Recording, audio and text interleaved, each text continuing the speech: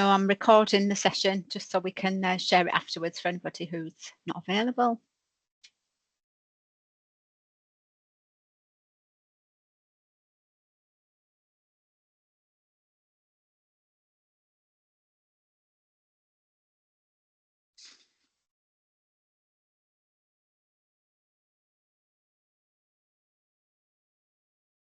Just a few more people joining. This is good that we've got so many people.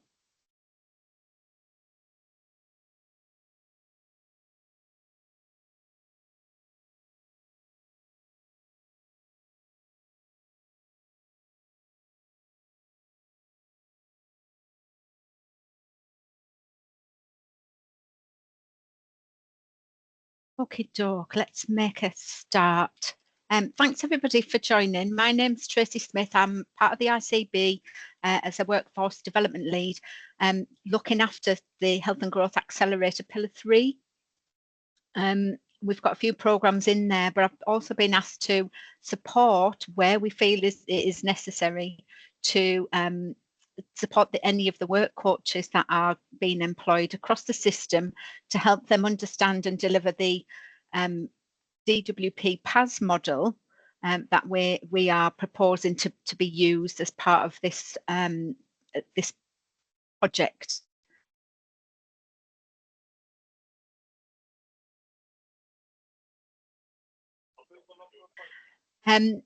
What we've done is we've invited DWP colleagues, in particular, I'll say it's Martin. Martin, sorry, we're picking on you again, but I think it's valuable in having your side of the information.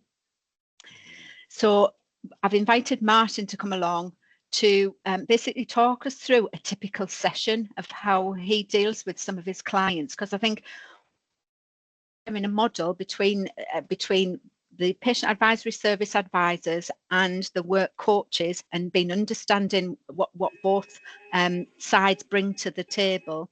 I think it'd be helpful just to have a listen. If I can just ask people to go on mute if they are not talking. I can hear some background noise there. Don't know if can everybody else hear that? Yeah. Martin, it's not you, is it? So everybody else is muted apart from Martin and you. Yeah, it sounds like somebody's drilling or something in the background, but never mind, it might be just internet noise. Okay, so I want to bring Martin in, and we've only got an hour really, but I want to bring Martin in just to talk us through that. I have had a discussion or a few discussions with people from across the system. In particular, Laura spoke to on Friday, which was really insightful to understand how Durham are dealing with things at the moment. So I think, Laura, if you don't mind, I might bring you in a little bit later on, just to talk through some of your bits and pieces. I think it might help people understand and actually appreciate either you're delivering something similar, and then that will help us identify where the gaps are, and if what else do we need to do. So I'll bring Martin in. Martin, if you would so kindly, I'm not going to do introductions, sorry, because we've only got an hour, there's too many people, but I think we all understand we're all coming at it from the same perspective. So Martin, over to you. If you can bring us through a scenario of how you deal with clients that are referred to you. Okay, yeah, the PAS service obviously bases work coaches within GP surgery, so our referrals are booked directly onto System 1 by the GPs. From an initial appointment, the initial appointment from our point of view is the free hit really for the patient, where they can tell us everything about the condition, everything that's actually wrong with them, where the problems are. In that initial interview, we basically go through who we are. There is a DWP program that we're basically there to support them, to support the GPs, to support them. There's a voluntary program. Also, that any information they provide to us will not be shared with their employer unless they give consent for that to happen. Also going through the feedback process and what information we share with the GP, and also what information we keep for our records as a department as well. A lot about what we do in the first interview, as I say, is getting the background to where the patient feels that they are. So that it's the free hit appointment for them, so they can tell us everything that's wrong with them health-wise. But at the end of that interview, we do make it very, very clear that we are not there to discuss the health. We are there to talk about the barriers, what's stopping them, why they're off work, what's changed, and quickly coming to the conclusion of whether this is purely a decision that's being made to get a fit note on an illness, whether it's situational, i.e. the work's changed, the role's changed, there's something happened at work, so they're having to get out of that situation, or whether it's a combination of both, whether the condition is actually stopping them fulfill the role. Because I think there's an awful lot of crossover there where the GPs are dealing with a lot of situational stuff where people and patients are going to get fit notes to get out of a situation as opposed to a specific health problem. I'll give you an example of a lady I'm working with at the moment. She's been in the same role for 29 years. She works as a sewing machinist. She walked into work one day where basically she was told that she was being moved to another department that was 15 miles away, with effect from the following week. So all of our team were being moved over. This lady does drive, so she is mobile. She's got a mobility clause in the contract, so work can move her within the environment within the company. But she's gone to work with work-related, gone to see the GP because she's got work-related stress. Her role is not being made redundant. So realistically, the conversations we're having around her are, how do we get her to that role? How can she fill the role in another site? She's not comfortable driving. However, the employer has given her the opportunity to have a lift from work or use a bus to get to work that they provide for her. So from an employer's point of view, they're doing everything that they can to support this lady. The whole situation has triggered a stressful situation for her, but realistically, is a solution for her medical? Probably not. It's all about liaising with the employee to how she can get to this new role and fulfill a new role, or looking at other roles that may be available within the company that she works with in the same location. A lot of what her issues are is she doesn't want to leave the town. She doesn't want to add additional time onto her day.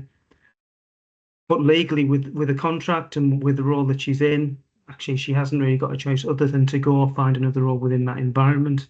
So we're liaising with the occupational health team, we're working with the employee, we're working with the patient to try and pull a plan together to keep that lady back at work, whether that be in an existing role or whether that be in a new role. But it's also having the conversation with her that she has to be realistic that actually due with a contract, she can be moved if there's no alternative solutions for her. It's also working with a union rep as well, because the union rep's representing her as well. So that is not a health problem. It's a health situation triggered by a work problem. So it's given her support to overcome that and allow her to return to work, hopefully as quickly as possible. The caseload interviews that follow the initial appointment vary depending on what the patient is and what the situation is. Because we deal with anybody. We've got no restrictions on who we see. So we work with long-term unemployed people. We work with people that maybe have taken retirement that are looking back to get back into the labour market. We could work with lone parents. So we have no restrictions on who we actually see. During the caseload process, for somebody who's not working, initially it involves an awful lot of goal setting with them, giving them tasks to do to help them establish what's realistic for them moving forward. We do give our patients a lot of homework to do. We do give them tasks to take away and do at home. So from our point of view, it gives the opportunity to test commitment and see how committed they are to actually changing. It could be as simple as they haven't got a CV. So over the course of a couple of caseload interviews, we'll ask them to do maybe go away and write a little bit about yourself. Next one could be go away and write down your job history and what you did in those roles. And on the third interview, we'll pull that information together to construct a CV for her. We can do things like interview preparation. So if they've got an interview lined up, we can do practice interviews with them. And also, if they have additional needs, do they need support with getting to work? Do we need to get access to work involved to maybe look at taxis to get them to work if mobility is a problem for them? Do they need specialist equipment within the role? Have they got debt issues, housing issues? Do we need to get involved with the local authorities? Do we need to get citizens' advice involved, welfare rights? All of which identifying the main barriers to stopping that progression for the patient. With employed people, that can still be the same process, because the solution for some people might not be returning to the existing role. It might be that physically they can't do that role anymore, or there's been a breakdown in relationships where they can't return to that role. So are we looking at new jobs for them? Are we looking to do a reset and help them identify what actually the next steps could be for them moving forward? So it all sort of ties in with a lot of what we do with the unemployed people, but on a slightly different role, we've got somebody who's actually job ready to go and do that as well. We do a lot of work with employers, occupational health teams, to sort of build back to work plans for that patient. So are we looking at maybe fit for work notes? Are we looking at amended duties? Are we looking at maybe a person going back on a graduated return? Are we looking at changing the perspective of the patient to see what part of that role they can't actually do? And I think a lot of what we do, certainly when you're setting this up initially, is perception change for the GP, perception change for the patient, and it's all about looking at what they can do. Now, it may be that their health condition has changed what they can do and what they're available to doing, but it's identifying what the new now looks like and what barriers and maybe what limitations they've got moving forward. I think the big advantage for us as a job centre service is the PAS service is completely voluntary. It's in an environment where the patient is comfortable to disclose, to go to the GP surgeries to tell. So it allows us to actually work with the information that we need to move that patient forward effectively. And I think the big thing for what we do is it's a voluntary service. We have to make that patient want to come back, attend the appointments. And our failed to attend rate on the PAS service in Down Tees Valley is around about 2.5%. So we're obviously doing something right in that aspect for the client group, because those figures are outstanding. But it's all about building those relationships, both with the GP to promote the service and actively refer into the service, because the service doesn't work without the referrals, simple as that. And it's how do you get the GP to make those referrals? So that's a little bit of an overview of what we do in the interview. So I'll just sort of open it up to questions, really. Yeah, thank you, Martin. That's great. Has anybody got any questions at this point? Paulina. Hi, yes, I just have a question about the, because I'm about to start the PAS role, and I'm really interested to hear when you're saying that you actually work with employers or occupational health. So my question is, how do you get in touch with them? Do you get a permission from the customer to get in touch with the employer?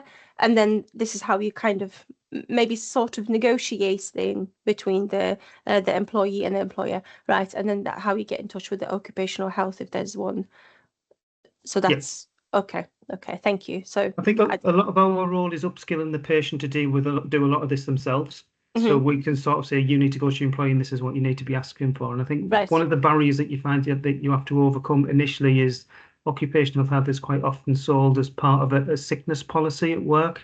So it's not necessarily sold in the most positive manner. So a lot of it is encouraging the patient to say that occupational health is a good thing. We do need to get them involved. These are the sorts of things you need to be asking for your employer for. This is the support your employer should be giving you. And sort of taking it forward from there. So a lot of what we do is trying to get the patient to take ownership of the situation. Perfect. Thank you. Thank you very much. Thank you, Paulina.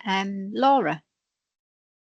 Morning, everybody. Hiya, Martin. Morning. So I lead a team that already deliver a similar type of offer, and we're going to be sort of branching out into delivering the Work Well programme as well. For us, the kind of new bit to it is around, well, not new, but the bit that we're not as skilled in, I suppose, is the employer engagement side of things.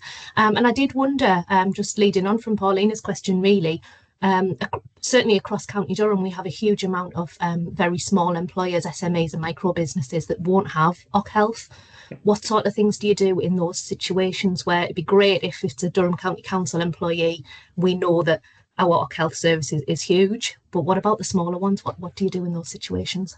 At the moment, you're basically working without occupational health support. We did trial for the NHS an occupational health service for people without occupational health, which worked really, really well. I think the big positive from our point of view that came out with that is the advice that the occupational health service was given was very, very similar to what we were given, but it gave the patient the confidence to sort of approach their employer, and it gives them a medical verification there. Now, we haven't got that service at the moment. The problem we also had with that is we didn't have the nuts and bolts attached to that one. So the additional counselling services, the additional MSK support that they might need on the back of an occupational health referral. It was then the patient needed to go on whatever the waiting lists were to actually recover that, to get that support. But occupational health is a really, really good tool. And as I say, the small and medium employers, there are a lot that haven't got it. Although I will say it's considerably less now compared to what it used to be.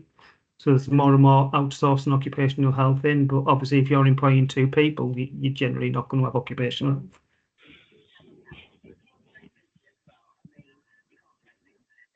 Thanks, Martin. Thanks, Laura. I think you've. Has anybody got any other questions for Martin at this point?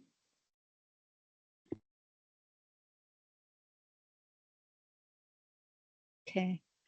Laura, can I come to you again? Obviously, you've touched on it slightly already, but can you just give us a little overview of what you've got in Durham at the moment? You know, just referring back to our conversation on Friday, I think it might just be helpful for other localities to understand what we've got. I mean, I know Durham's a big county, so we've got quite a big county there. But I think if other people can listen to your, you know, what you've got in place, I think that might be useful and help people consider what else they might be able to do. Yeah, no problem. I have got a couple of my colleagues on the call as well. They're all that'd be great. Quite helpfully wearing stripy jumpers today. Nobody gave me that memo, so anybody in stripes is with me. So yeah, across County Durham, we've had an Employability Durham team, a service based within the local authority network, for probably getting on for 20 years now, actually. I've been part of it for 11, and it's morphed over the years, really. So we've gone through delivering all sorts of things from ESF contracts and community-led local delivery and smaller things as well. And at the moment, we're funded through the UK Shared Prosperity, which is to support people who are economically inactive. So we have a network of advisors right across County Durham. We do split the area into 3 local teams. So we've got a north, a south, and a central and east team. And our advisors work mainly out in the community, going to wherever they're needed to, that it's easier for their clients to access them, really. So mainly out of community centres, sometimes out of job centres, and obviously that will branch into GPs as well, as and when they've got space to host us. So very similar to what Martin described, really. The way that our team operate is it's holistic. It's looking at everything that's going on in people's worlds and why their multiple and complex barriers are sort of stopping them moving forward into and towards employment. So at the moment, our focus has very much been people who are quite a long way away from the labour market, people who, for whatever reason, haven't worked for usually quite some time, and starting to unpick all of the different facets that sort of all build up into the bigger picture. So it was interesting. I've just noted down a lot of the things that Martin and his team do around goal setting and confidence and aspirations. That's very much something that we're quite hot on, really. So mostly people work with us for up to 6 months, depending on their individual needs and what their aspirations are. But it is very much client-led support. I don't know if any of the advisors that are with me today want to chip in on that, because I have kind of been a little bit removed from the delivery for a little while, bit rusty on the front line, shall we say, which is why I brought reinforcements with me today. So Susan, Melanie and Jen here in stripy tops. But I think really everything Martin said is very similarly aligned to how we work. It's just a slightly different focus on the client. Would you agree?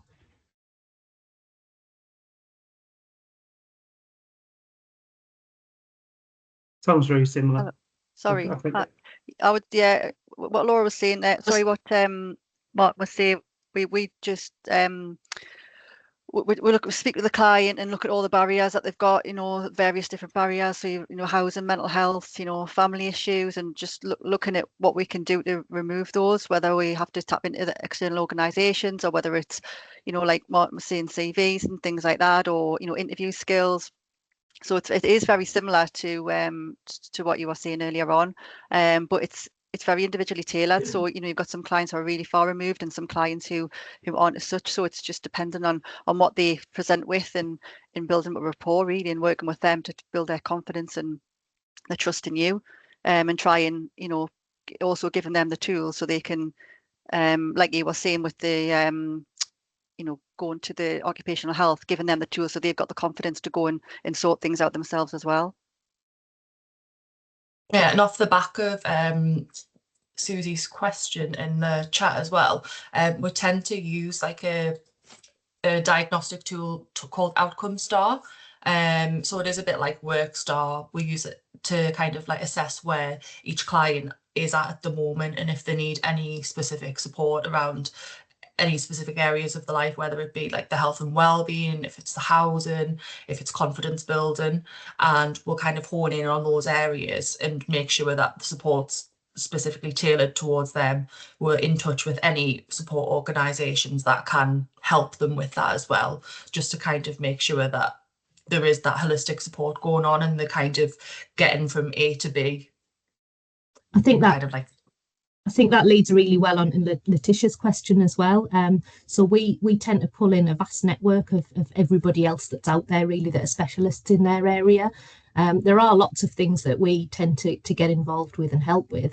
But as Jen touched upon then, really our network are our strongest thing really in helping people to move forward. So our Outcome Star discussions might identify that somebody has debt problems, housing issues, family concerns, and we will make sure that we link people in with all of the right specialists to support them with that in the right order as well, so that it's not overwhelming, and give them the control in terms of what they want to address first and why, everything done at their pace, so it's done with them rather than to them. But I would definitely say that our network of other support specialists is really key in making sure that we don't try and fix everything, because we can't. We do have our areas of specialism, but my theory on this is that we pull it all together really well, that it's the guidance behind it and empowering people to show them what is available, what they can change for themselves, what they might want to change in the future, but they're not ready to do so yet. Just introducing them to the fact that these services are there and will be there throughout their journey if needed.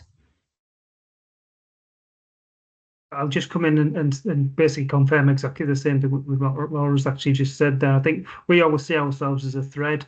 So whatever additional support that patient needs, we're the constant.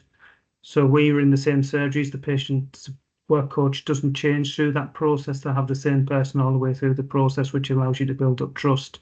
Now, whether that's support with housing, whether they're going through chemotherapy, whether they're going through with the support in relation to financial problems, we will always be looking at the next step for when one's finished. Because I think a lot of the problems that we certainly, when we set this up in 2008, we started doing this. When the problems we find, for example, use counselling, you used to get people get to the end of counselling feeling great at the end of counselling, but there was never anything in place at the end of it. So they fell back straight into the same hole that they fell in before they had counselling. So it's looking at what that next step would look like for them moving forward. So they've always got a next step in place, but allowing them the time to consolidate that step each time they jump up to the next level. Great, thanks, Martin. Paulina, do you want to come back in there? Yeah, I just have a question about, as you're saying, that we're not trying to fix everything, and we're working with a specialist if it's required. But just want to confirm. So, if, for example, someone's saying, "I've got a debt problem," or "I've got a problem with the mental health," we're not getting in touch with those third party for the customers. We signposting the customers to contact themselves. Am I correctly thinking? Either. Either, right. Yeah, Is it assessing on, sorry, just my understanding, is assessing on the case by case and then situation. If we see if someone is capable of contacting, for example, I don't know, mental health charities themselves, that's absolutely fine. But if they need additional support, we can contact on their behalf and then help them this way. Absolutely. Yeah. Okay, thank you. Sorry, did you want to come back in there, Laura? I think you started saying something. I did. I put myself on mute. I was just going to ask if Susan was going to add to that, because I was just going to say, generally I would make the first introduction to another organisation. So I would do the referral. Sometimes, depending if the client's not very comfortable, I would maybe meet them there and just do the introduction. If they were really confident, then no, but it just all depends on the client, but we can do either or.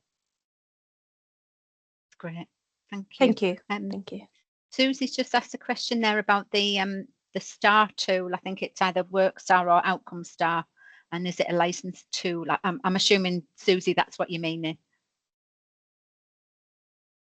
Sorry, yes, that's.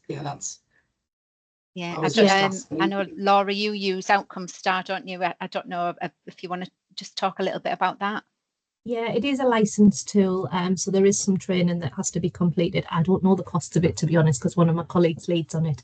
But it wasn't a huge amount of training. I think it was a day, or was it maybe 2 days that we did? And there's about 15 or 16 different stars on there. We tend to use 2 at the moment, and we are looking at branching out into another 2 that might suit the health element of delivery as well. It's a tool that really allows conversations. It isn't necessarily, it doesn't give you any answers or anything like that. It's just something that very much structures a conversation based on various sectors that you're looking to delve into with your client. It can be quite I don't know if invasive is the right word, but it can be quite revealing in terms of the conversations that come out. And often people tell us more than they kind of intend to, which I think can be quite humbling, actually, as people who, as professionals, I think have worked in guidance and are used to pulling information out of people and asking the right questions, to suddenly have a tool that comes along that occasionally leaves people in tears because they've opened up more than they intended to. But it can be really, really useful in breaking down barriers and starting to build rapport. I think, Mel, you're quite a champion of it, aren't you? Is there anything that you would want to add about that? Yeah, I feel it's a very, very useful tool because it's kind of comprehensive as well. So you're not concentrating on one particular area. You're looking at, as I say, it's a very holistic approach. So you can look at various areas and things that it might be that there's a problem with the relationship, with the stability within the home. It could be the fact that they've moved to the area and they're just not able to get out and about. So that's that community element to it. But if you didn't have that tool to be able to use, and also to be able to review, every few months until the end of the programme, I think, you would struggle to get that information. But I think the most important thing with it is that you can compare from when they first start with us to when, at the end of the 6 months, and then you can actually see the benefit, and the client can see the benefit, that the things that you're actually doing are helping, and you can see that, through the kind of the statistics that the Outcome Star provides. Brilliant. Thanks, Melanie. Thanks for the link there. There's a link there to the Outcome Star in the chat. And just a comment from Karen there, maintaining the boundary between what you are there to do and counselling might be a tricky one. As she suggests, their home and work lives are intertwined. So yeah, I can very well imagine. Has anybody got any other questions at this point? Okay, what I'd like to do is really, again, trying to support all of our local delivery teams, particularly with those teams who are maybe starting to employ new work coaches, as well as any new PAS advisors that are coming into play. We're trying to have a bit of a shared model or at least a shared area. Now, Kay Charlton, who is the strategic lead for DWP, and I think Martin, I think she's your one of your managers, isn't she? So Kay unfortunately hasn't been able to join us today. She's not very well. However, Kay has suggested at the last meeting that we have a shared SharePoint area for all PAS advisors and work coaches and any sort of administrative staff that might support those roles, to put in some information, put in some guidance, any bits and pieces, but also have the opportunity for kind of chat. So you can drop in questions that maybe if you're not quite sure of how to deal with the situation, and one of the other advisors or coaches can answer those and give you that support. So what I'm trying to do is really find out from the system is what else do you need in support of these roles. We've got our own suggestions for bits and pieces, and I've got a handful of material, but I think we need it from you lot. You need to tell us what do you think other things that you might need. So I don't know if anybody has got any thoughts on that, particularly those people who are in roles at the moment.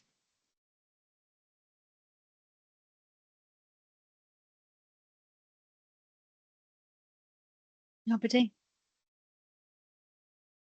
I think it can be really tricky, can't it? Particularly if you're new to either a new delivery program or the sector in general. You don't really know what you need till you get going. And personally, I think the SharePoint site will be a really strong tool once everybody's connected.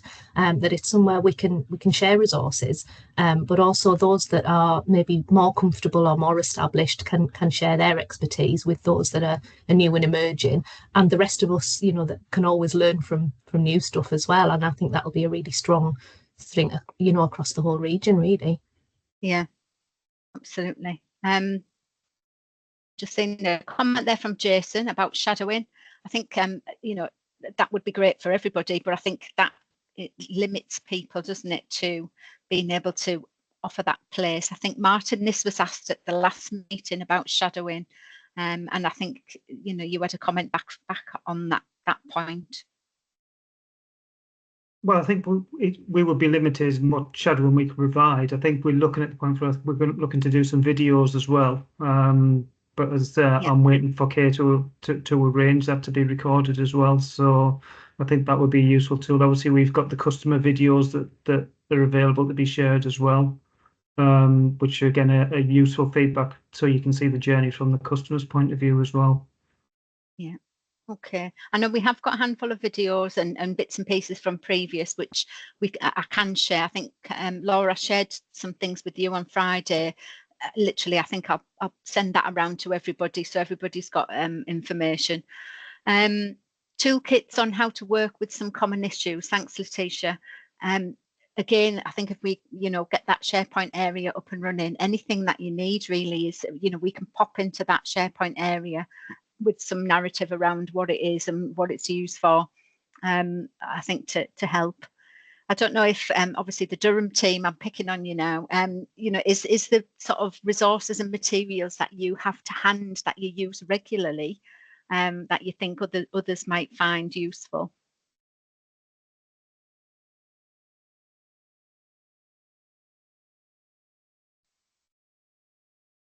We've got very limited stuff. We've got posters and things like that we can share as well as a marketing tool, because we've all been doing the role forever. So I think as a team, we've not been in a position where we've needed to share a great deal of information. But it's sort of just our normal day-to-day business stuff, and has been for a long time now. Yeah, I think it's difficult. I think Laura will probably agree with the role that you do, because it's completely patient-led. It's not structured in the fact that things happen at certain points, because it's all dependent on the patient, and everybody's got different progression rates and different problems come out at different times. So you adjust the process to fit the person.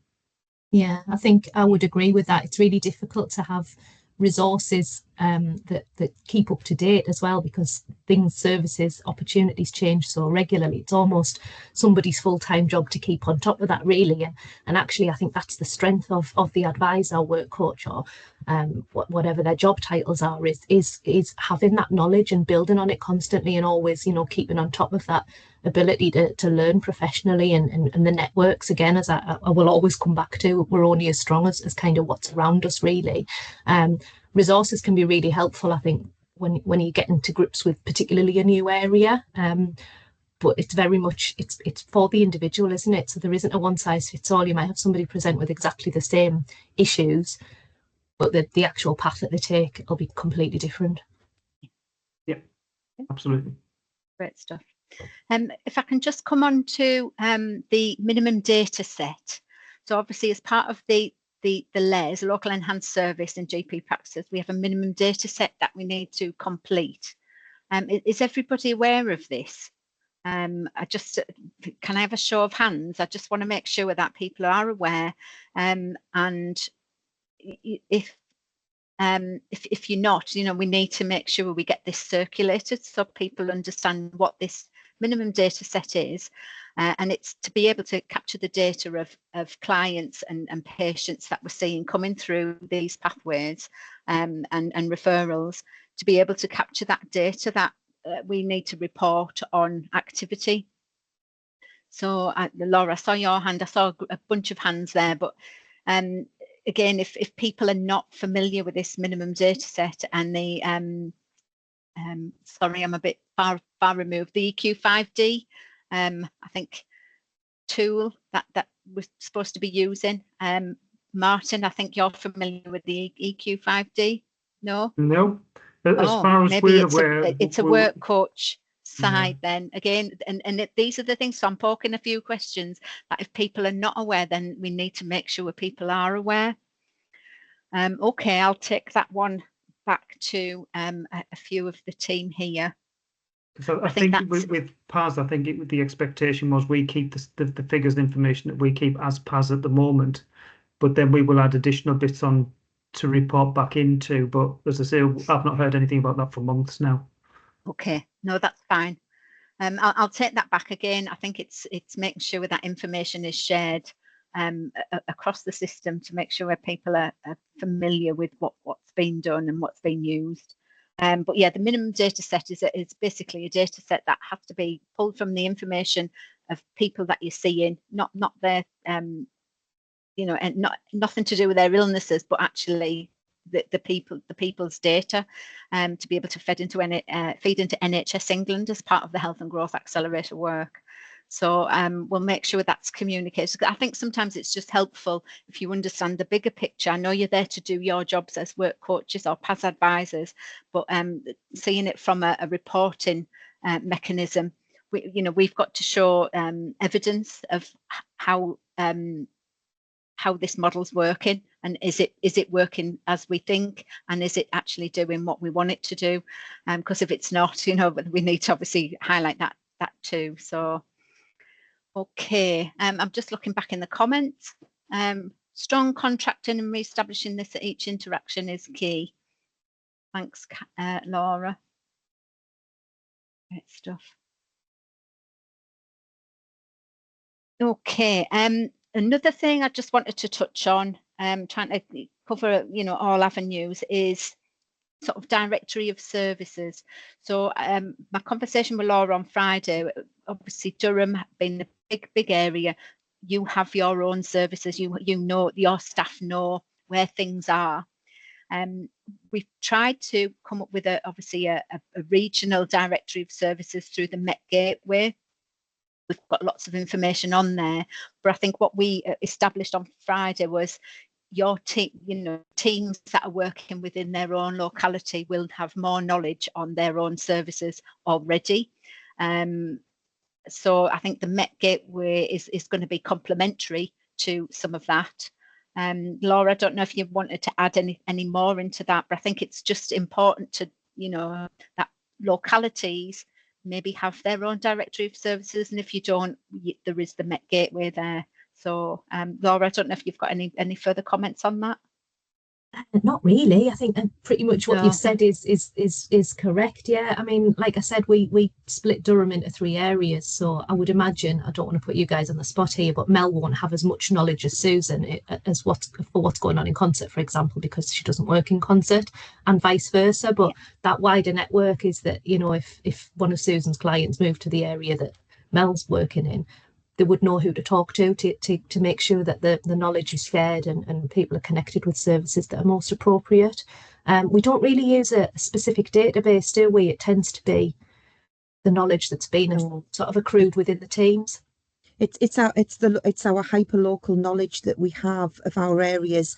Personally, I cover all of a very rural area, and a lot of the services are few and far between, but it's those links with local community groups, local organisations, and the knowledge of those people. And for example, that we have a large farming community who need quite a lot of support. So we have UTAS, we have very, very strong links within Middleton and Teesdale.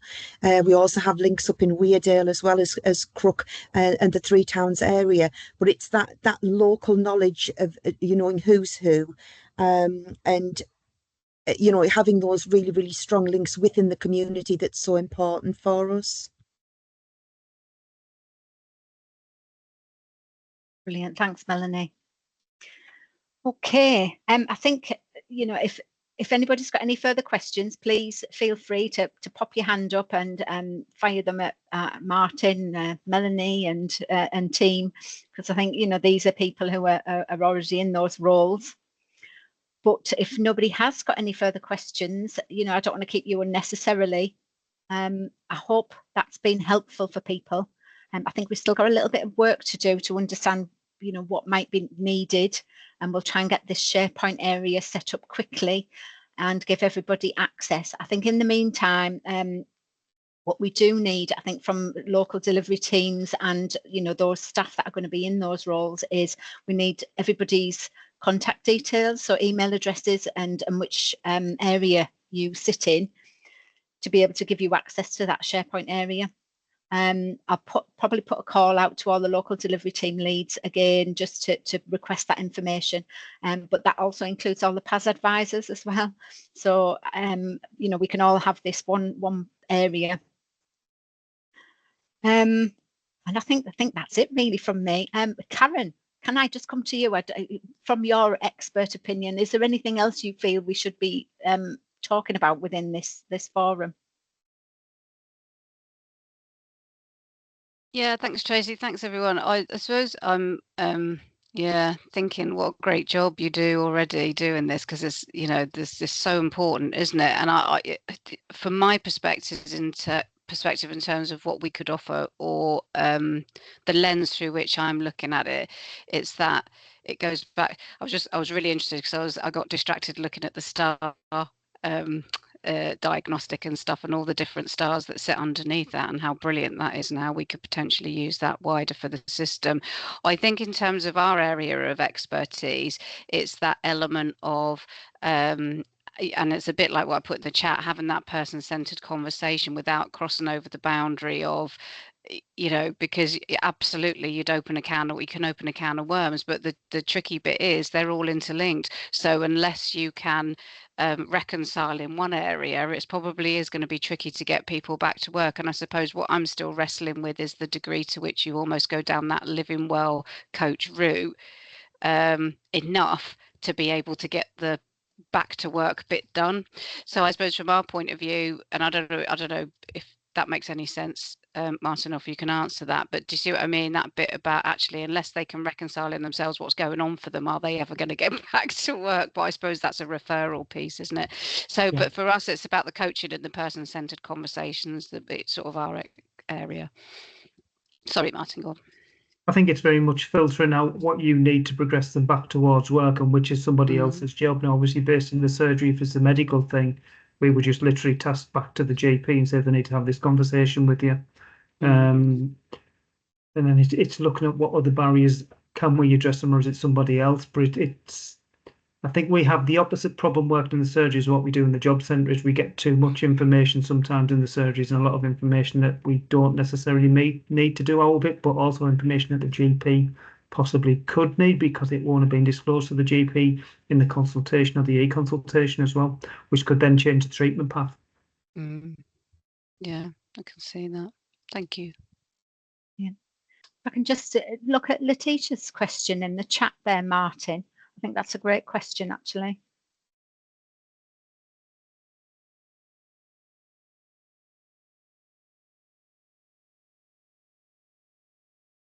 Simple answer is most of them are.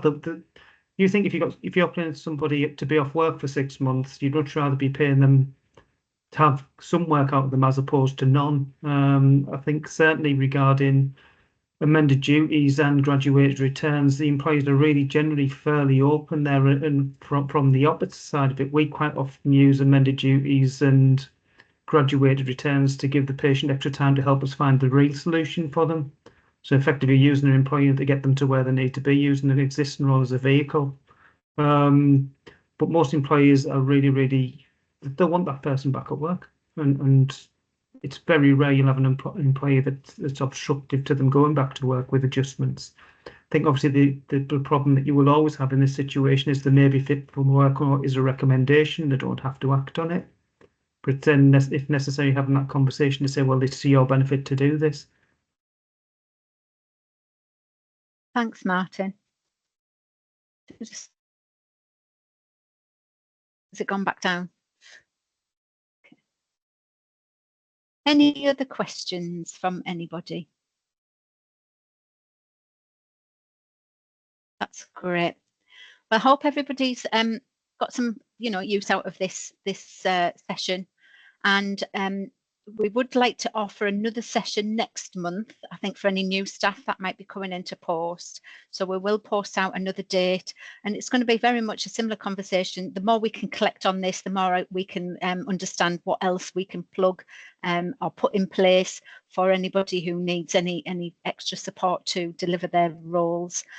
But as Karen said, you're all, very experienced people, and I'm sure, for those of you who are still learning, if we can support you, there is the Boost platform here with lots of learning and information.